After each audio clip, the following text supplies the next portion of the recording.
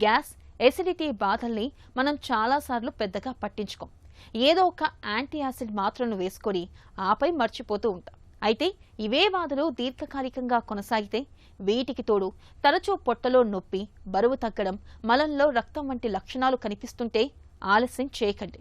ఎందుకంటే ఇలాంటి లక్షణాల వెనుక ఒక్కోసారి ప్రమాదకరమైన క్యాన్సర్లు దాగి ఉండే అవకాశం ఉంది. పొట్టలో క్యాన్సర్ల గురించి ఇప్పుడు తెలుసుకుందాం. ఈ జిఐ క్యాన్సర్స్ అంటే గ్యాస్ట్రోఇంటెస్టినల్ సిస్టంలో వచ్చే క్యాన్సర్స్ అండి. గ్యాస్ట్రోఇంటెస్టినల్ సిస్టమ్ అంటే డైజెషన్, అంటే మనకు అరుగుదలకి ఉపయోగపడే ఆర్గన్స్ అన్నీ. ఎగ్జాంపుల్ ఏంది అంటే మన ఫుడ్ పైప్ కానివ్వండి, అంటే oesophagus, stomach, small intestine, large intestine, liver, pancreas, spleen, పెద్ద పేగు, చిన్న పేగు, ఇవన్నీ కలిపి డైజెస్టివ్ సిస్టమ్ అని అంటుంటారు. దీంట్లో వచ్చిన క్యాన్సర్స్ని జిఐ క్యాన్సర్స్ అంటూ ఉంటారు అన్నమాట. మామూలుగా తీసుకున్నట్లయితే అండి, ఈ క్యాన్సర్స్లో కూడా జిఐ క్యాన్సర్స్ ఇన్సిడెన్స్ సుమారు 100 మంది క్యాన్సర్ పేషెంట్లు కనుక మనం చూసినట్లయితే దాంట్లో 20 నుంచి 28% గ్యాస్ట్రోఇంటెస్టినల్ క్యాన్సర్స్గా మనం పేషెంట్స్ ఐడెంటిఫై చేయవచ్చు. అర్లీగా పేషెంట్ డాక్టర్ దగ్గరికి వచ్చినట్లయితే 100% క్యూర్ పాసిబుల్ అండి.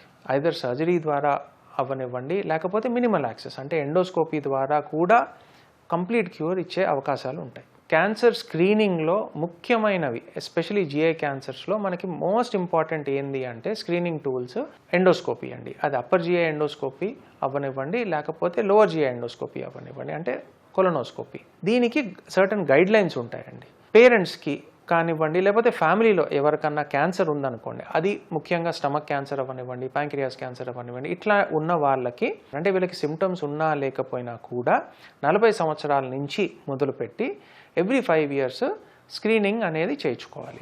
స్టమక్ క్యాన్సర్ అంటే హెరిడిటరీ క్యాన్సర్ అంటూ ఉంటారు, హెరిడిటరీ గ్యాస్ట్రిక్ క్యాన్సర్ అంటూ ఉంటారు. ఇలాంటి క్యాన్సర్ కనుక ఫ్యామిలీలో ఉన్నట్లయితే ఎవ్రీ ఇయర్ అడోలసెన్స్ వచ్చిన తర్వాత నుంచి, అంటే 18 years తర్వాత నుంచి ఎవ్రీ ఇయర్ వీళ్ళకి ఎండోస్కోపీ చేయించుకోవడం అనేది చాలా ఇంపార్టెంట్ అండి. అండ్ అర్లీగా సిమ్టమ్స్ లేకపోయినా కూడా గ్యాస్ట్రెక్టమీ అంటే స్టమక్ తీసేసుకోవాలని కూడా సజెస్ట్ చేస్తూ ఉంటాం.